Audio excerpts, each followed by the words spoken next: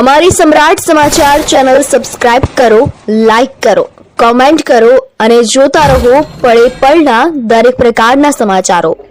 જામનગરમાં જુગાર રમતા 5 શખ્સો ઝડપાયા, ₹10,150નો મુદ્દામાલ જપ્ત। ભાવનગર શહેરના કરચલિયાપરા વિસ્તારમાં જાહેર જગ્યામાં જુગાર રમતા 5 શખ્સોને ગંગાજળિયા પોલીસ સ્ટેશનની ટીમે ઝડપી પાડી તેમની પાસેથી રોકડા ₹10,150 તથા ગંજીપત્તાના પાના કબજે કર્યા છે।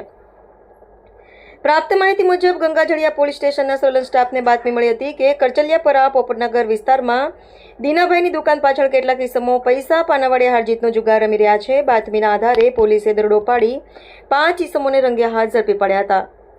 ઝડપાયેલા આરોપીઓમાં રાકેશ ઉર્ફે શાકાલ ભરતભાઈ મેર, ભાવેશભાઈ ભૂપતભાઈ પરમાર, અનિલ ઉર્ફે ભૂરો શંકરભાઈ જાદવ, ગોપાલભાઈ મંજીભાઈ પરમાર અને નાથાભાઈ બાબુભાઈ બાંભણિયા રહે તમામ ભાવનગરનો સમાવેશ થાય છે।